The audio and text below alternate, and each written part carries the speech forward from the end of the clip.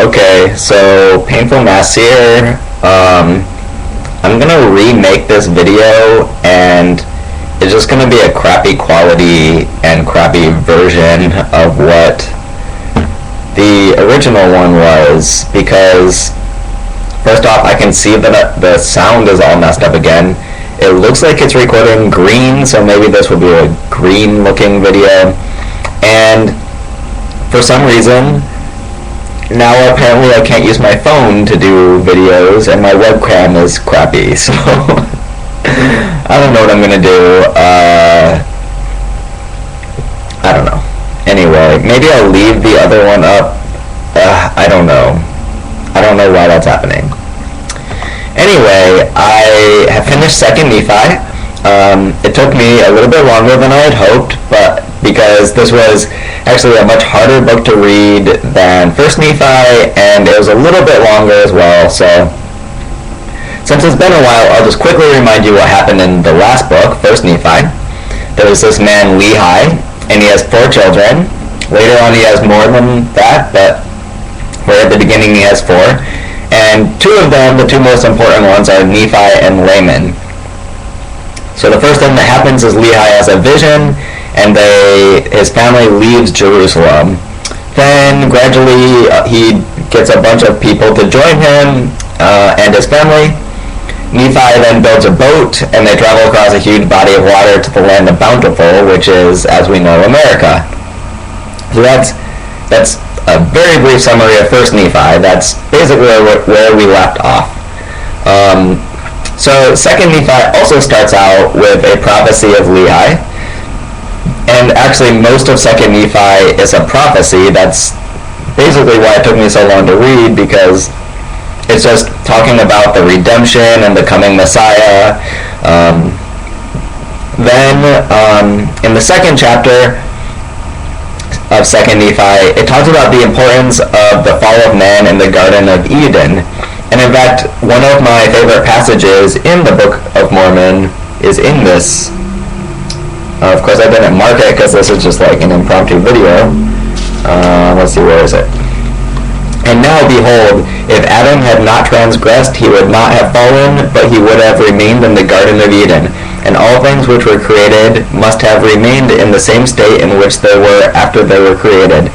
And they must have remained forever and had no end. And they would have had no children, wherefore they would have remained in a state of innocence, having no joy. For they knew no misery, doing no good, for they knew no sin. Adam fell that men might be, and men are that they might have joy.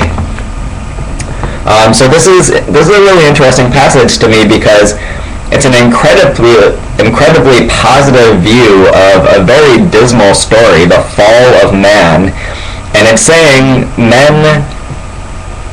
the human race would not be able to experience joy if the fall had not happened. So we should rejoice. We can experience joy because of the fall of man. Okay, so then there's a prophecy of the coming of Joseph Smith and the coming of the Book of Mormon. Then Lehi dies. Probably the most important event of the book then happens. Nephi and Laman fight over Nephi's appointment to carry on his father's work.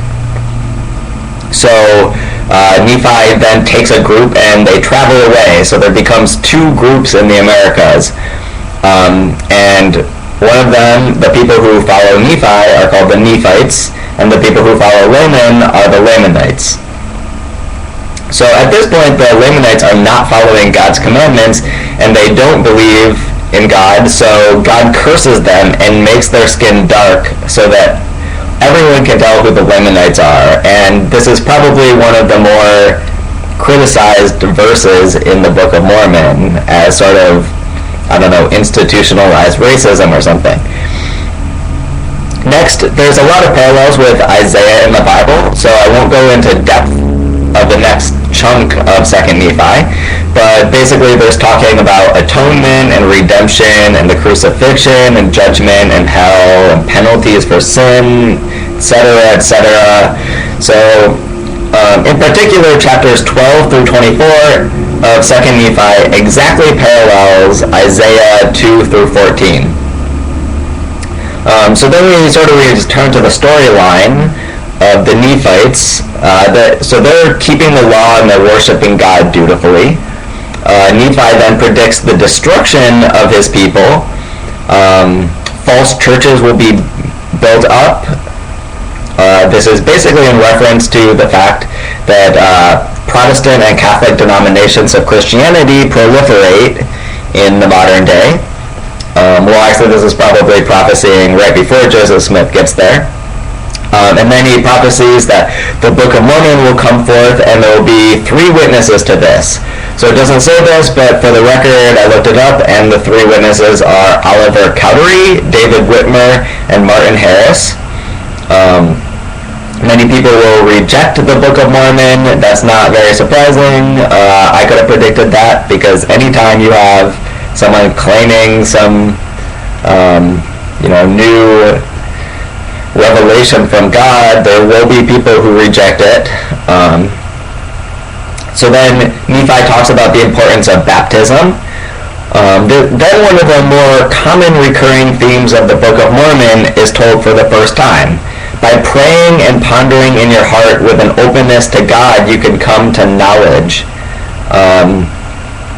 So this will appear several more times, but in particular, it'll appear in the very last book of the Book of Mormon, Moroni, and this is, if you meet with missionaries, this will be your first lesson.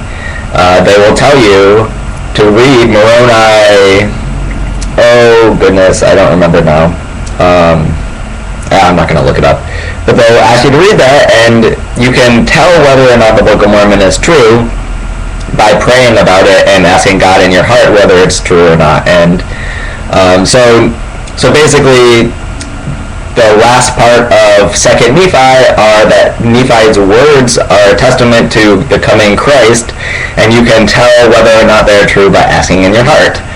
So that's 2nd Nephi. The next several books should not take me as long, even though I don't really know how I'm going to record yet. Maybe I'll just keep doing this, even though I guess I'll see how bad the sound actually is on this. I'm guessing it's pretty bad though. The next several books are much shorter, so they'll go much faster, and you can look forward to the fact that the next book is the first time we'll be reading from the point of view of someone other than Nephi. So I hope you find this all interesting, because we have a lot to go.